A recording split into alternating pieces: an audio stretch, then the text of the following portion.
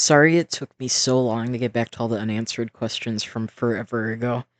My ability to, feel up for recording and talking comes and goes.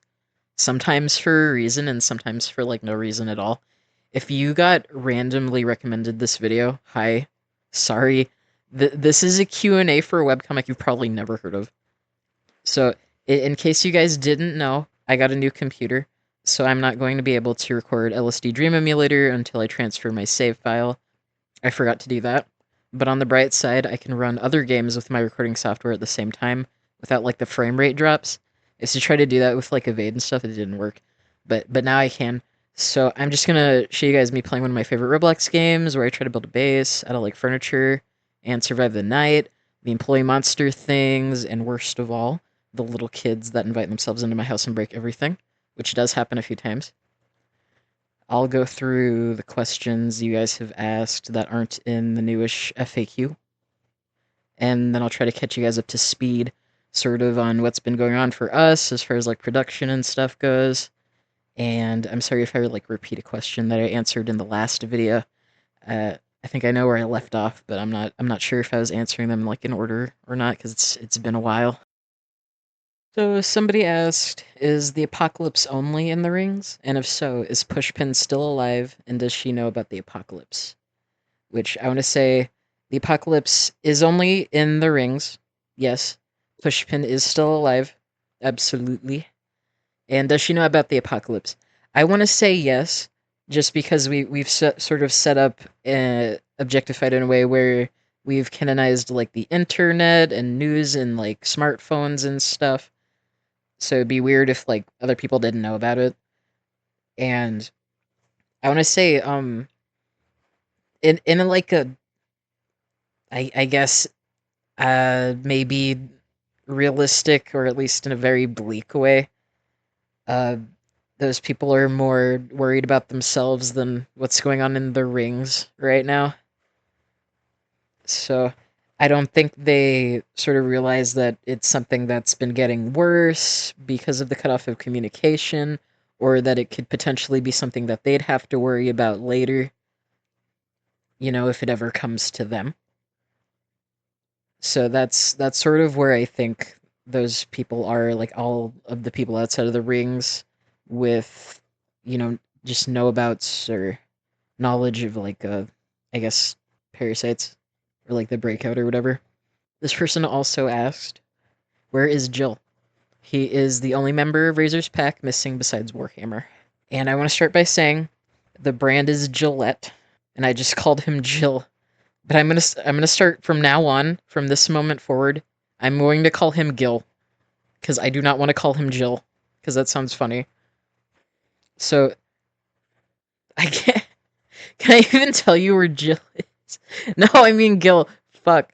Okay, Gil is busy right now.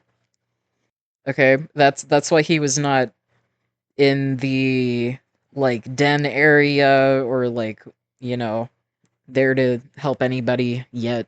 So he'll come in later. He does exist. Otherwise, he wouldn't be on the list of characters that are in the Razor Pack and stuff. So just you wait a little bit and he'll show up. What else do we got? Somebody asked, is there a way for the characters to deal with the afflictions so that at least they're not so out of control? Not really. There's not really a way to make it any better, no matter which one that you end up with. The whole point of them existing is for them to, put the character's life at risk and stuff. So, of course, I wouldn't give them a way to negate any of that, because I'd kind of just defeat the purpose, literally. Yeah. So I want to say no, not really. That person also asked, with whom of her parents was Sugar Cube the closest with? And I want to say Maple Syrup left to go to Fort Blanket in Silent Neverland when Sugar Cube was still a baby. So Sugar Cube regards her mother in a positive way, I guess, just because she's really young and she misses her mom. But I say as in terms of closeness, she's probably closest to Brandy and Minty. I didn't want to say like one more than the other per se because they're both her dads and they both hang out with her. You know, even if Minty's kind of a shit sometimes, Brandy isn't the best parent either. I think we can all agree. You know, they. I mean, I'll be like going out somewhere with like my mom, and she'll be like checking up on like Objectified, and she'll be like reading one of the Brandy and Minty episodes. She'll be like, "Man, these guys both suck at being parents." It's kind of true, but it you can't really control who a kid likes more in like a parental relationship and stuff. I would say it's about the same. She probably likes them both for different reasons. You know, one of them's very uh I guess unserious and the other is very serious, and I guess that kind of like its benefits like both of those things like for the kid. You know, cuz Brandy's like serious but he's not like strict, like super strict or anything. You know, he's like usually rational. I mean, less rational now than he was before, but you know, he's got something going on up there because of the you know, afflictions and stuff. But I can't talk about that too much because we haven't really revealed what it is yet, technically. But I think it's really obvious. Okay, someone else asked, "Are you gonna like draw more of the like human designs for like your characters?" And probably, I think because sometimes I just get the urge to draw them as people, but I'll admit I don't like drawing people that much. Uh, so it's pretty rare that I actually want to do that. I just shared the Fuzzball and Sharps ones. They're on like Tumblr if you guys haven't seen them. But other characters, I some of them are like really hard to think of like human designs for, and some of them like I think I know what they would look like, but I just don't want to like draw it because I know I wouldn't be that good at it. I've tried I've tried to draw Citrus as like a guy like 5 or 10 fucking times. I just cannot do it. He's kind of hard to. I know what I want him to look like, but I'm not good at drawing that person. I guess. So I've been like practicing. I'm just like, oh, it's not good enough yet. So I don't know. Probably eventually I'll post more of them. I'm just not like super into it. I guess you guys are better at that than I am. So I'm just gonna leave it to you until like I feel like doing it again. What else did they ask? They asked why Comet's afraid of people. I think someone asked this already.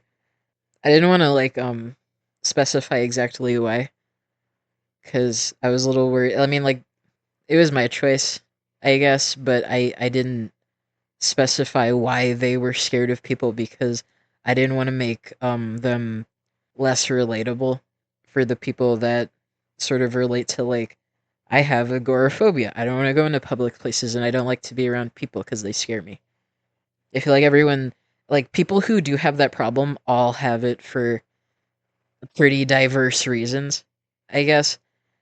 And I could have given her something and it could have still been relatable to people who haven't quite been through the same thing but ended up with the same sort of results. So like the same fear. But and I do that with some characters and people do relate to them even though their experiences are different. But Comet's just one I want to leave open ended in that sort of way. And that's just my choice, I guess. And that's sort of where we're gonna leave it. So yeah. Someone asked if there were going to be any more like hybrid objects featured or showcased in Objectified. Let me hold on. Let me think about it for a second.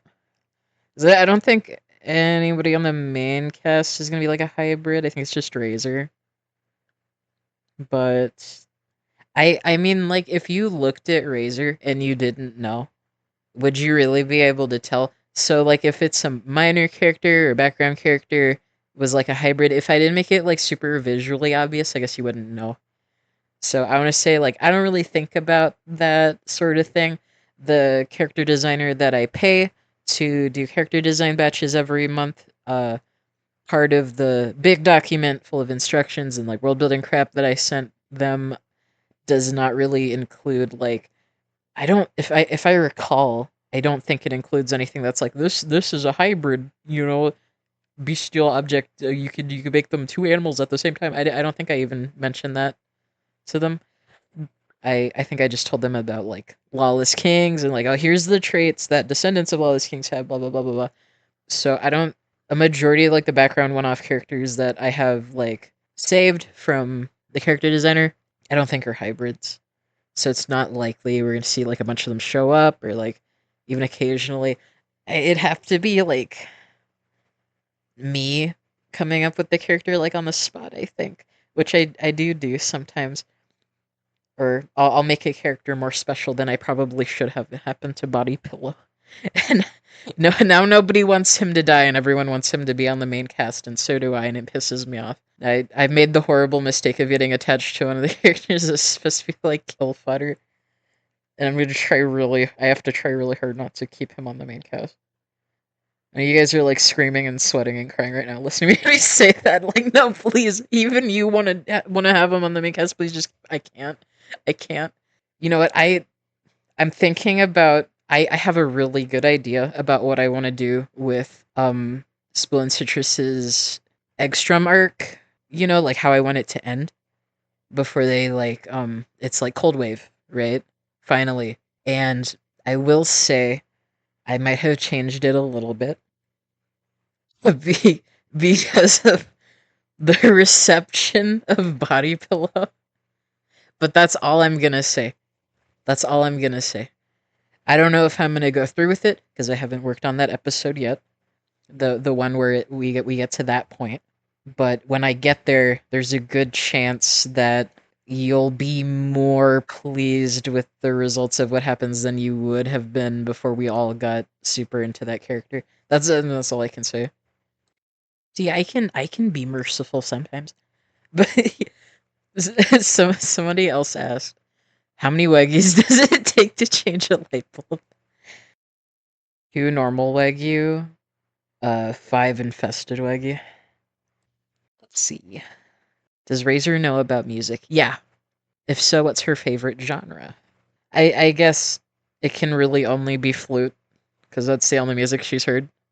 They said, "Are there any other ways of becoming infested?" But okay, now when you say other, like what ways are we aware of?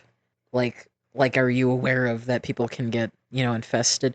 Because what I would hope everybody knows by now is that you can get infested from a terminal with the bug printing virus uploaded to it, right?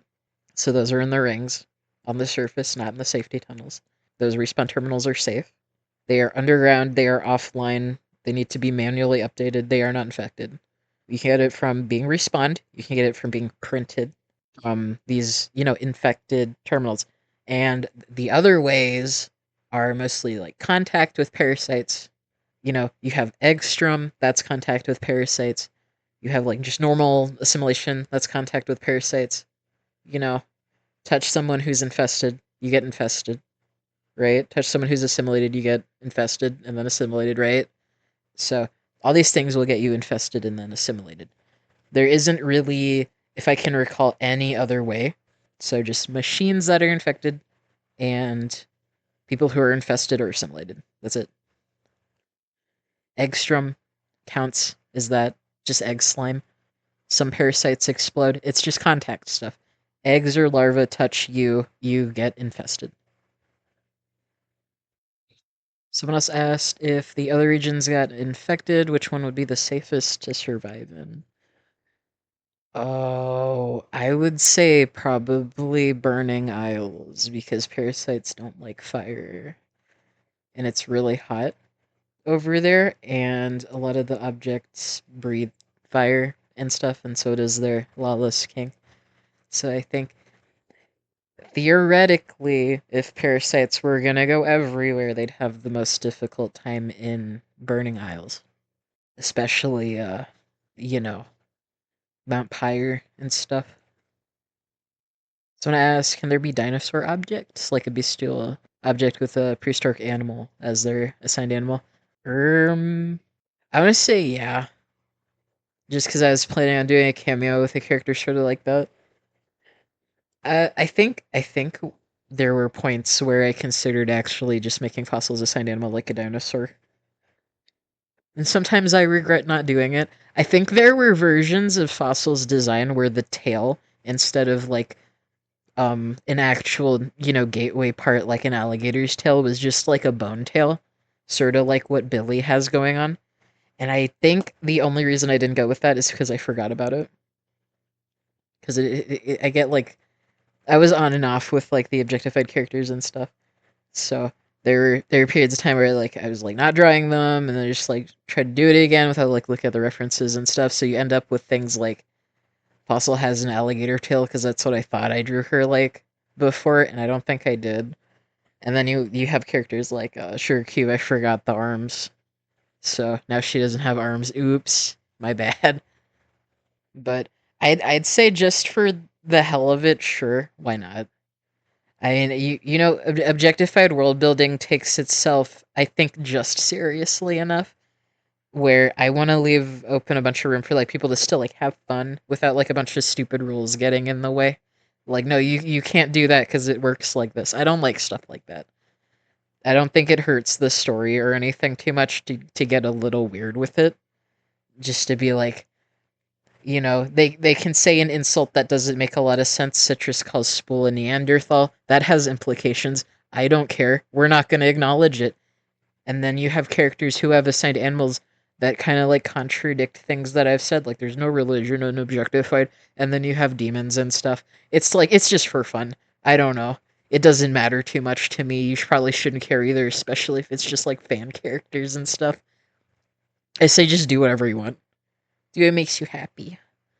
It doesn't even matter if it's like canon or not. I mean, I might do it more dinosaur characters. Like I like raptors so much, and I like T-Rexes.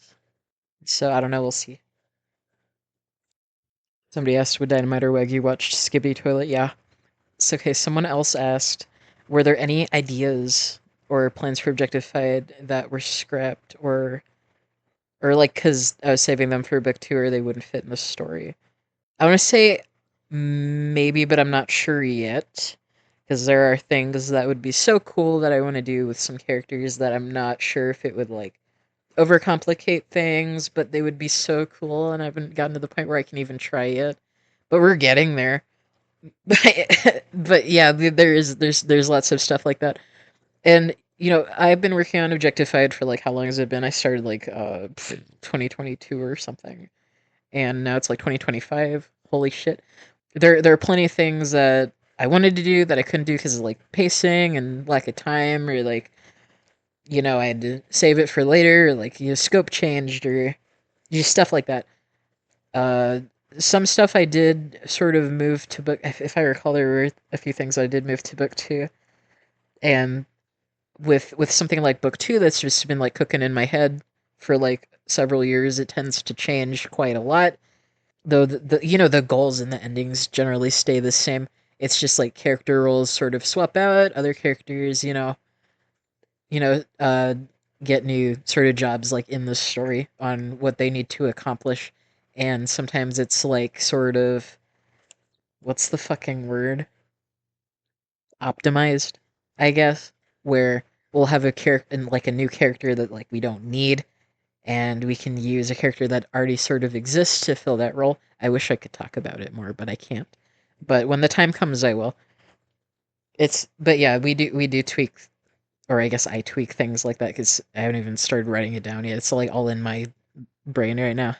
But I didn't want to start writing or like working on book two before like I got to that bridge. Like I'll cross that bridge when I get to it. It's like that sort of thing. Because I knew I was gonna like want to rewrite the whole thing, and then just like it's like I wasted my time writing all that, and like I gotta like do it all over again. It's like more work.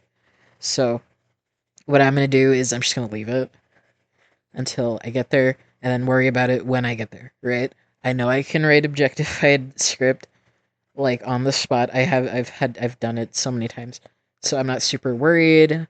When book one ends, I will have to take some time to write.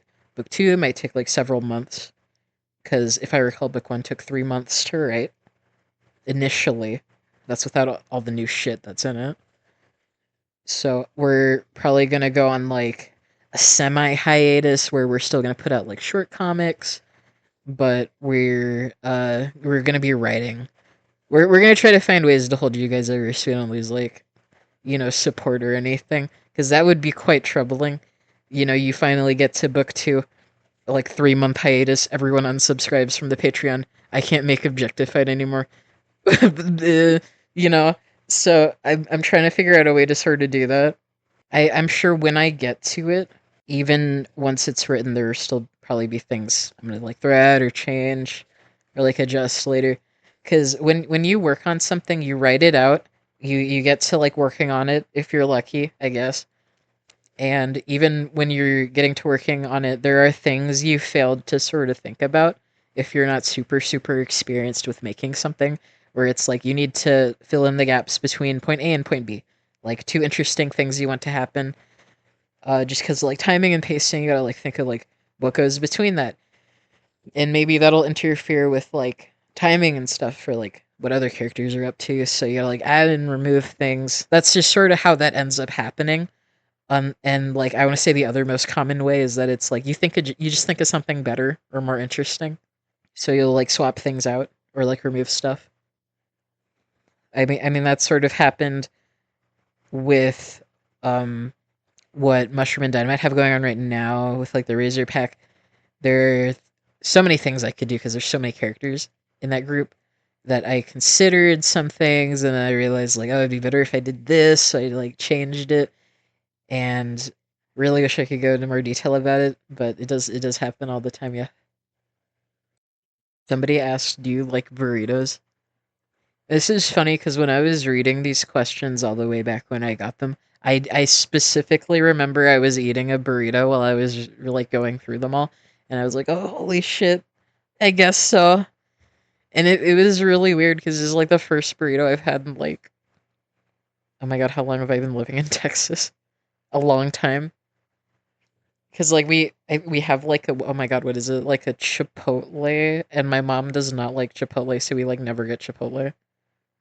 But I got myself Chipotle because if I recall, like nobody was making dinner, I just got it for myself on like Uber Eats, which is a fucking scam, dude. I use Uber Eats since like COVID, and the prices have gone up so fucking high. I had to uninstall it. But yeah, I like burritos. I've been talking too much about burritos. Somebody asked, will we see any chapter in the point of view of Citrus? Most of the time, we don't really see what he has in mind. Although we already know that he's a closed off person, it would be something interesting to see. So I want to say, yeah. I mean, of course, if you're a patron, I think right now you have access to Vampiric Gambits, which is more of a Citrus episode. We just had, I think it was Crave, where it was more of like a spool, like Spool's thinking about stuff, and like you heard, we sort of catch up to speed on sort of where Spool's at about like how he feels about the situation about like Citrus and stuff. Where there's like a lot of inner turmoil and like self conflict, and he's like not sure how to feel, but he kind of knows he can't quite like or hate him. It's very complicated for Spool. As for Citrus, Citrus needs an excuse to sort of talk more about himself, and he's about to get one. And if you're a patron, you know what I mean. So we'll see on whenever that comes. I mean, when does it come out? 21st. So like a couple weeks. We'll we'll definitely have like Reach of Ice. Will definitely be a Citrus perspective episode. We'll have more. Well, I mean, as a pairing of survivors, Citrus and Spool focuses more on how the characters feel about each other, I guess, and that's sort of how we get to experience like who each individual character is, if that makes sense. So when we discover things about Citrus, it's because of Spool, and when we discover things about Spool, it's because of Citrus. They kind of go hand in hand. So I want to say it's pretty rare that things are ever only from the perspective of one or the other. They usually have to like sort of bring it out of each other for whatever reason, you know, because they have to work together in the narrative to sort of, we want to know more about Citrus. And it would be kind of weird if we only did that without Spool, or if it was ever just without Spool. I want to say Reach of Ice is like already plenty enough. Like, here's all the Citrus stuff without any of the Spool. But when they're together, it's probably going to involve, both of them and their thoughts and feelings and stuff about each other. And that's how we're going to learn about, you know, both of them. Okay, someone else asked a few questions. The first one is, can I run Objectified on a Macintosh Plus? I don't know. They asked, are the regions kind of in different continents, or is it just like a Pangea type system? Did I say that word right? I don't know. I don't care. Uh, okay, so people seem to get this confused a lot. I guess because there's no like complete world map or anything. That's my bad. I mean, maps are really hard to draw. I never like feel like doing it lately, I guess. But um, as for like what is a continent and like what regions are on those continents, I will say I was kind of like stupid with like the I guess continent building or whatever you want to call it, where everything's just on one continent. Everything's on one continent. There's no ocean between anything. There's no river or sea or like break in landmass or mountains. It's all just outskirts. There's outskirts. All of the regions are somewhere on that, and then you have the ocean where Marshall Port is. It's all one big fat fucking continent and then ocean. I haven't thought super hard about what the planet looks like from outer space because I don't really care. You know, when I think of stuff like that, I just think that's gonna be really hard to draw. I'm not gonna do it. You know, so I guess that's just kind of how it is. I guess it's. I mean, I was gonna say, isn't Adventure Time kind of like that? But it's probably not like that. I haven't watched Adventure Time in like 10 years. I just remember a lot of grass. There's a lot of grass on Objectified. Let's see. They also asked, what do the other regions think of the rings? I want to say they're probably pretty neutral. It's the rings are like at the center of everything. You know, all the regions are around the rings, and the rings is sort of just like I mean, maybe it's my bias as like a person who lives in the United States, but they're like nothing special. The rings are like familiar to me. I just base them off of like North America, you know, pine tree forests, a city, farmlands, just stuff I've seen and have been around and stuff. So when I think, what do other regions think of the rings? Probably nothing crazy. I don't know. The rings produces stuff. The rings transports stuff like anywhere else. There's nothing crazy about the rings. Like there's no like monarch like there's an Ankh. There's no nuclear storm like there is in Wasty Waste. There's no like oceans and ships like there is in Marshall. It doesn't really have anything that I consider to be super special about it. So I can't imagine like other regions really think of the rings and go like, oh, the rings, or like, oh, the rings. It's just like nothing special. Let's see. Is there going to be different hives or even different bug guys? So I was going to actually update the apocalypse guide sometime in the near future to include some more information about what makes hives different from each other.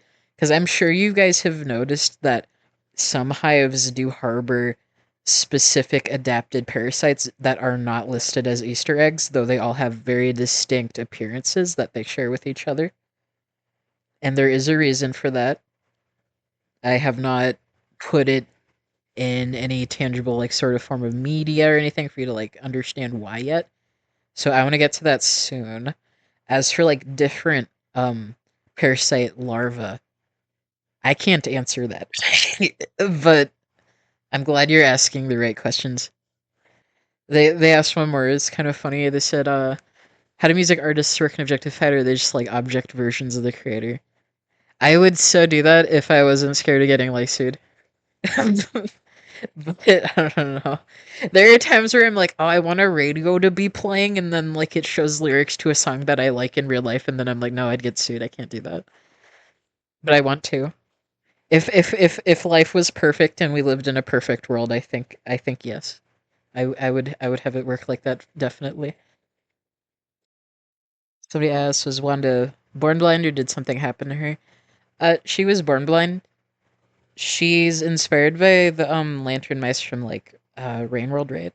So I don't think it's not canon that lantern mice in Rain World are blind, but I just see like animal that lives in the dark. I'm gonna make them blind because you had like the whole like music plays from their head. I thought it'd be like a cool thing to do, like echolocation. She can see when with echolocation when there's like music playing or like there's sounds and stuff.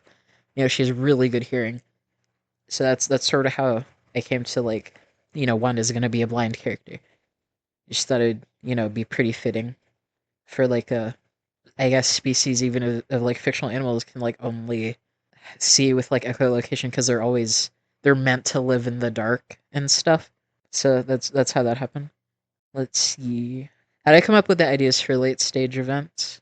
So we're writing Objectified for the first time. We get a few of my friends together, we're like in a Google Doc, and we're just like writing ideas down.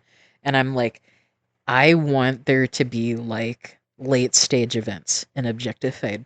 So like big terrible events that happen when parasites sort of get too out of hand, that cause like irreversible damage to the environment, or they create like hazards for like survivors and stuff. I was like, think of the craziest thing that's like, I guess, parasite related you can think of that could happen. So we were brainstorming a bunch of ideas. Like we got like quite a few of them. We didn't keep all of them. I kept the ones that I guess I could make sense with like what was going to be going on in the comic and stuff. So you get like three spines can do weather stuff. So we end up with like a lot of weather based events. Things like that. I think that yeah, that's it. That's all I have to say about that. They asked like, what do you believe happened after the HFJ1 ending? I don't know. I haven't thought about HFJ1 in a while, to be honest. Can I be honest with you guys? I have not been keeping up with object shows lately. I don't know. Maybe that's a good thing. I just I haven't watched Teapot, or I think pretty much since Inanimate Insanity ended, I have not touched object shows besides like I guess my own. Like I make mine, but I think I kind of like lost interest in like watching other ones. But I mean to answer the fucking question, I'm so sorry. I want to say I really hope Liam figured out how to use the computer, because like what else is there for any of the characters to do besides wait for that to happen, right? I'm sure plenty of other people have thought about it more than I have. Because like I loved HFJ1, but I wouldn't consider myself like a diehard super fan. Like I think of like headcanons and like what would happen next and stuff. Like I just don't have time for that. Someone else asked, "Is there any chance we'll be getting a bonus comic centered around Dragon Scale at some point in time?" I do not currently have plans to make a bonus comic centered around Dragon Scale. They usually serve a purpose, and usually towards either testing a new work schedule for me to. I mean, that's what Order and Law was, to sort of tell the audience something about like the world the characters live in, or about like some of the more complex characters, like show you just like them sort of separated from the apocalypse and stuff. So as for Dragon Scale, I don't think so. I don't think there's anything we could do with Dragon Scale in a bonus comic that we couldn't just do in a normal episode. And we kind of already know mostly what she's all about. So I wouldn't. I don't have any plans for Dragon Scale bonus content like that. So no, not really. Someone else asked me, who's my favorite Dandy's World character? Any aspect, like personality, design, or to play as. I don't know. Oh my god, it's been kind of a hot minute since I touched Dandy's World. I think my favorite character is V. Though I will, as a disclaimer, I don't really know a whole much of anything about any of the characters. I just like the way they look, because I think there's like kind of a severe lack of like storytelling going on in that game. I know that they like there's the characters interact with each other, you learn about them. Okay, sure. They have like I think the roleplay world thing has like posters and like learn more about the characters and stuff. If I recall, I've only been there like once, and it was like a quite a while ago. I like the way V looks, and to play as, I really like Astra and Glisten. I like being able to teleport to people, and I think Glisten is cute. I think the thing that hooked me into Dandy's World was I tried it out with my friend. I was like, oh man, this looks dumb as fuck. I don't want to play this. And he was like, just try it. So we're playing it, and then we get to like a floor with like twisted glisten, and that's when it I couldn't put it down. I was like, okay, I gotta keep playing this, because like that's like I felt bad for him, and I wanted to see him again. So that, and then I kept playing, and like now I don't really think about him anymore. Like glisten used to be my favorite character, but right now I guess it's like V. I like drawing Astro. I drew Astro quite a few times. He's fun to draw. I don't really care about him as a character, I guess. I don't know. I don't think about him. I don't think I even know anything about him. But I'd probably get back into Dandy's World if they would just add more story stuff to it, you know? But for me, for now, I just think of it and I'm like, listen, I already put up with like object show hyperfixation where like there's no fucking lore. I'm not doing this again. They can either add lore or they can fuck off. I'm not gonna play it. I got sick of it. I mean, I unlocked like most of the stuff. I was like, okay, it's getting kind of boring. And this like just keep adding characters and stuff. I'm just like, I don't care. I stopped playing it a while ago. But those are my favorites. Personality wise, I don't know. I don't know. I don't remember anything about the like, personalities and stuff. They're all a little zesty though. Someone asked if the next star sheet, onset advance affliction will be revealed soonish. And to that I say we just finished the song for the next one. And if you've been looking at like the newsletter or like the blog post or like email or whatever, you'll see that like we've announced that we're almost done with the song. I just finished it. It's done. You know, we just need to get to that episode. So it shouldn't be too long. Someone else here asked quite a few questions. I don't think I can answer most of them, but I will answer like a couple of them. They asked, what's the name of Gum's ex who looked like a heart-shaped lollipop? That was Cherry. They asked, are there any foe objects who are descendants of both foe and other lawless kings? And I want to say, like, probably, just because, like, maybe not, like, together, I don't think, or, like, not officially right now, but there's usually overlap eventually, because each lawless king tends to have a lot of children, except for Tiger Lily, because he's a bitch and nobody likes him.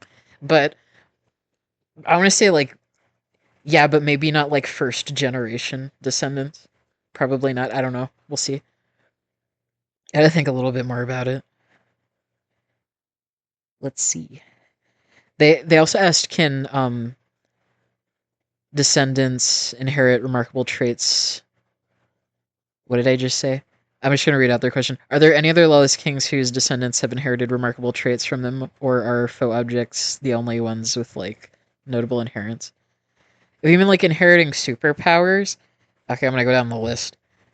Grildora, you can inherit fire breathing. They usually inherit the ability to fly, but that sort of occurs naturally anyways. I want to say that fire breathing's unique to Grildora descendants. As for the other ones, some of them are spoilers, so I can't tell you.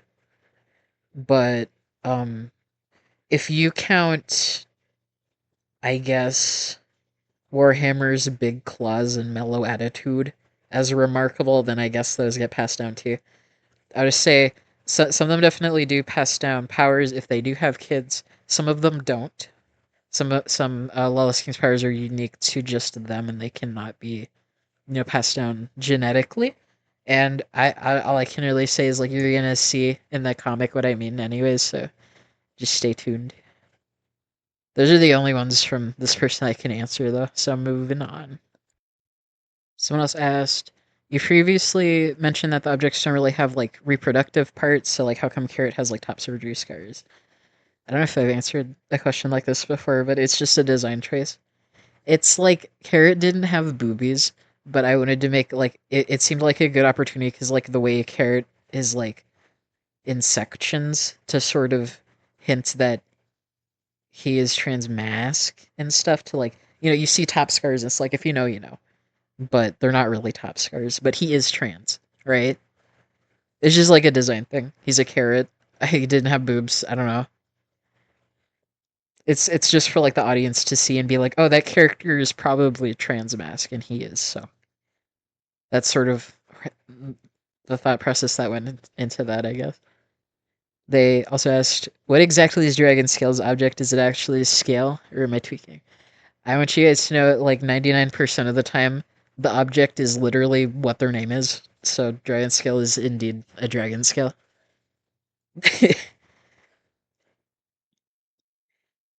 I think I think that's the only one from these I can really answer. It's like people tend to ask questions in like a big list, and I can't always answer all of them, or like I gotta hurry up because I mean it's been almost been like 40 minutes already. Damn it! Someone asked, "Is mushroom based off any specific species of mantis?" No, not really. Though I'll admit it's kind of a wasted opportunity because some of them are really cool. Someone asked, "Are there any straight people in Objectified?" No. Sorry. No, the chicken biscuit guy is. The chicken biscuit guy is straight. The one from episode 2. But he's probably dead now. Someone wants info about Palm Tree really bad, but I'm sorry I haven't thought about him like that. He's just a minor character. Someone asked, "Do you like Homestuck?" To be honest, not really. Though to be fair, I read it when I was 12, so I skimmed over it because I didn't like the format. MS Paint comics make me snore because it's a bunch of reading and like one panel at a time, and the panel barely changes. So it's not really my cup of tea. So many fucking people like Homestuck, so don't even listen to me. It's just like, but no, personally, I did not enjoy Homestuck. I got to like the characters dying, and then it was over, and I was like, oh, that was it. But that's partially my fault for reading it when I was one way too young to understand like any of it. So like all of it was like lost on me, and two, just skimming through it like an idiot because I was like impatient. And I heard like it was so long. I think I started reading it right when it ended. Initially, that was before like the epilogue stuff, like the crazy like candy meat shit or whatever. I think I skimmed over that too. Even like I mean that came out when I was like a teenager, I think, and I still skimmed over it. I think even as an adult, I probably still can like try again because like, my attention span's just like so short. It's just like not my favorite way to read a comic or a story. And I will say, some of you guys do that with Objectified too. I know some of you just read it for like the gay parts, and some of you are way too young to be reading it, and you really shouldn't. I like to say, like, take the Markiplier test, right? If you have to look over your shoulder every time Markiplier says the F word to make sure that your mom didn't hear it, then you're too young to be reading Objectified, right? So like I see so many people like talk about Objectified like online, and they're like, "Oh, when did this happen?" Because they like skimmed over it, or they're like you know, I don't understand what's going on, and it's like a 13-year-old girl. And they're just like, "Well, yeah, of course you don't. Of course you don't. Just put it down and pick it back up when you're like 16 or older." They'd probably make at least a significant more amount of sense, I guess. Or I guess you could just have someone explain it to you, but you're still probably too young to be looking at that stuff, right? It's quite graphic. So as to the parasites have an official name for their species, and no. No, they don't. Are Fossil and Painkiller going to decide on one? I thought about it, and I'm not sure if I want to, because I don't think that's the sort of direction I want to take that sort of thing. And I know most stories do like a oh, it's an infection, let's give it like a cool fucking name or whatever. And like that can be really cool, but I don't think it works for Objectified, to be like, just to be honest. I personally don't, so I'm probably not going to do it. They also asked well, their second question already answered in the FAQ, but the third one is like, do tech and machine characters exist in Objectified? It's like technology-based things like tablets and monitors. Can they exist as synthetic objects? It's like, well, yeah, of course. I mean, if you looked at our web page, you see like one of the character, or like one of the team members is like a phone. So I would say yeah. They don't all have to be like cyborgs, or I guess cyborg prosthetic people, but sure, why not? I wouldn't say they were made by some, like, not like a me phone thing, not like a Cobbs and me phone thing, but they just do exist, just like everyone else. So I said, when we get more Turtle Shell's journal? It's gonna be whenever I finish Reach of Ice comic and then get on it. It might take kind of a while. It's uh big shoes to, I don't know if that's the right thing to say. Big shoes to fill, big expectations to meet. So the next Turtle Shell's journal is probably pretty long compared to the first one. So similarly to the question someone asked about like dinosaur assigned animals, someone asked, can it be like extinct animals? And I would say like sure. You'll just again like why not? I would say when are we gonna see more of Wick? And to that I say whenever Gum has another nightmare about her, or has a nightmare about her. I don't think she's had one yet. No, we're gonna get to it. Don't worry about it. I wouldn't show all those girls on screen if I wasn't gonna give them their own individual spotlight and stuff. Somebody else asked, how did the safety tunnel survivors not have star sheet, or did they have star sheet? I wanna say like we didn't manage to squeeze any extra details like that into the safety tunnels like three-parter, just because like we had so much other stuff to squeeze into it. Otherwise, I probably totally would have, and it would make sense for them to like at least have star sheet. Some of them probably did. I just never really got a good opportunity to show it because I had a lot to accomplish in those 3 episodes, and I barely got it done. Which I mean, there have been times where we've had like minor characters, like characters in scuffles and stuff, where I'm like, oh, but what if they had delirium or whatever, and then I just don't end up having time, or like it makes things like a little too convoluted. But later on, definitely we're probably going to see stuff like that. I have plans sort of like that. It just didn't work out with safety tunnels survivors. But I think they're very interesting without the afflictions and stuff. Someone else asked, they said like I already commented this on YouTube, but I'll ask you again just in case. In LSD Part 13, you said you wanted to say something about Lava Lamp, but couldn't because Doomed World Part 2 wasn't out. What did you want to say? I'm curious. So first of all, if you comment a question on YouTube, I probably didn't see it just because I don't like look at my YouTube comments that often. Like usually only like the first couple days I upload something and then I just kind of like forget that I have a YouTube channel for kind of a while. But as for the actual question they just asked me, I hold on, let me remember. What was something about Lava Lamp I wanted to say that I couldn't say at the time? I think it was something about her tail, if I recall. About oh yeah, I wanted her to electrically shock Razor with her oh god, what are they called? Like spark plug tail thing, or like you know that part of the lava lamp that was like her tail. But I ended up not squeezing it in, and I had her stabbing Razor with the spear instead, because I guess it was easier to sort of draw without it looking a little too ridiculous. Like the scene where Lava Lamp's looking straight ahead at Razor, losing her fucking mind and screaming like, put him down, and she's like stabbing Razor with like the spear and stuff. And I think it would be a little less impactful if she was like turned around, like you know, tail, just like her little tail stuck in Razor's leg, like trying to shock her and stuff. It's just like, just not what I ended up doing. I think that's what I wanted to say. Someone asked, "Is maple syrup a trans woman or anything in that spectrum?" Yeah, she's specifically like um just male to female trans woman. Like no non-binary umbrella or anything, just like trans woman. That's kind of it.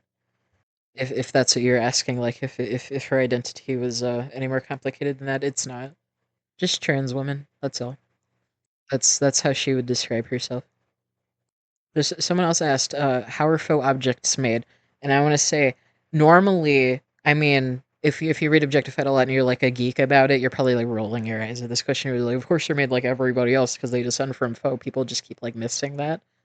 But interestingly enough, they are made in a slightly different way. Spawning Stone is still primarily involved, but the way they come out of the stone is a little different, and I can't tell you right now how that works, but it'll be in it'll be really important in the comic later. And I should specify, I mean specifically like first generation direct descendants of Foe, not anybody after that. Like all those like late descendants, like I guess like Mushroom and stuff. Foe's been dead for a long time. Mushroom did not come straight from Foe. We've seen Mushroom's parents. That it's different, like for Mushroom, but the very first generation of descendants from Foe did come about in a very special and unique sort of way. Somebody else asked, are you particularly excited for any relatively soon to come episodes? Like, not counting Reach of Ice. Uh, well, let me think for a second. What do we got coming up? I guess so. Because now we have like Sharps and Fuzzball, and we haven't really gotten to see them actually interact with anybody yet, and I'm quite excited to get to that point. You know, hopefully that'll be a longer episode than Doomed World Part 3 was. I've been trying to take it easy lately, but I will still, like, go all out sometimes.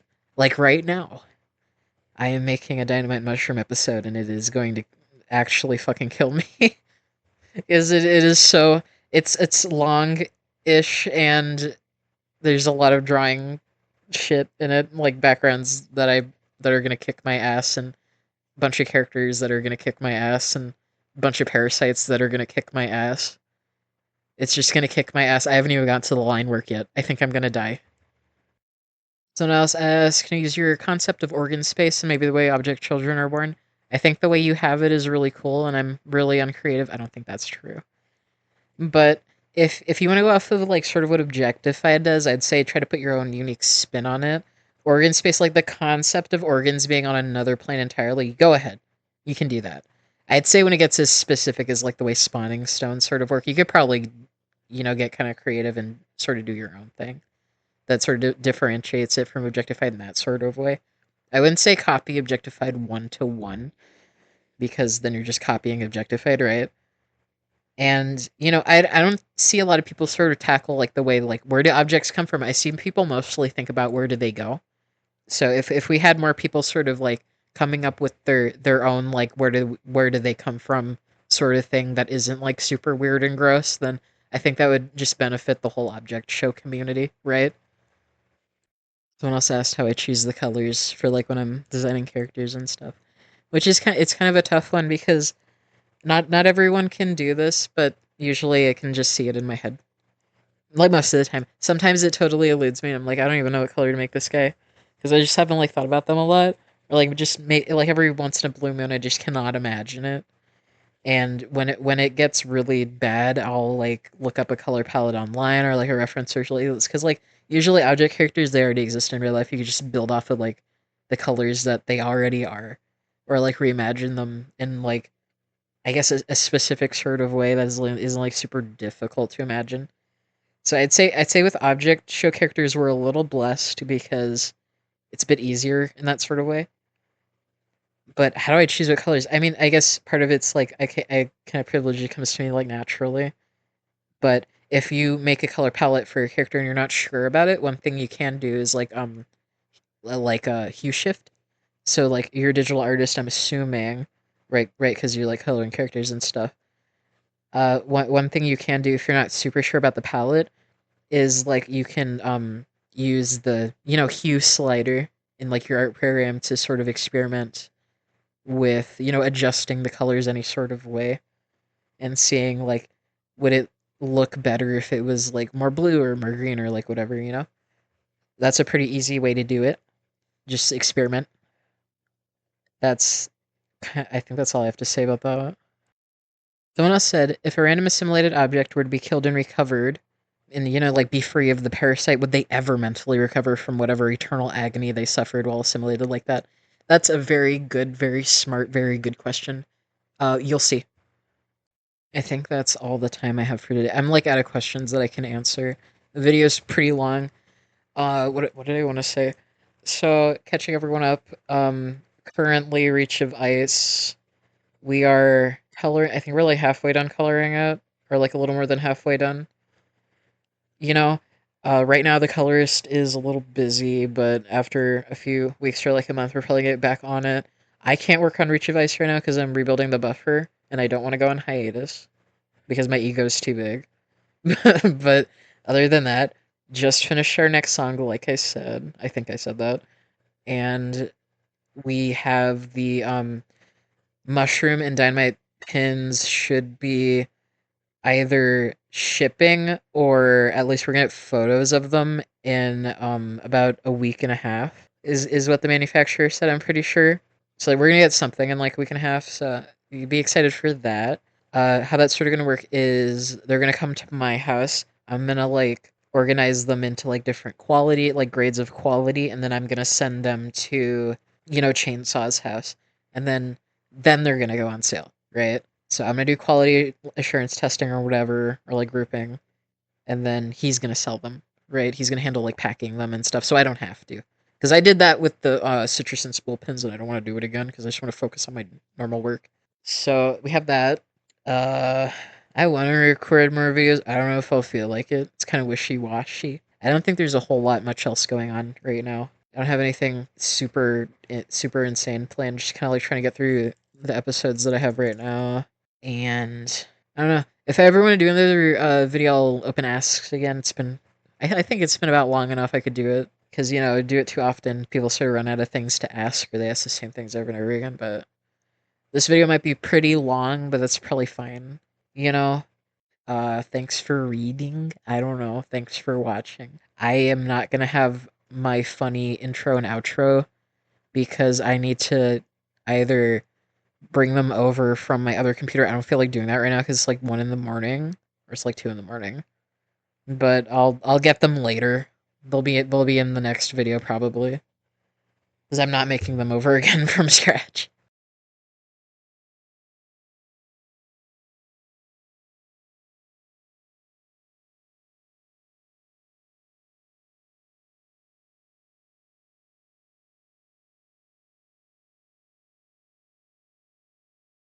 So see you next time. Bye.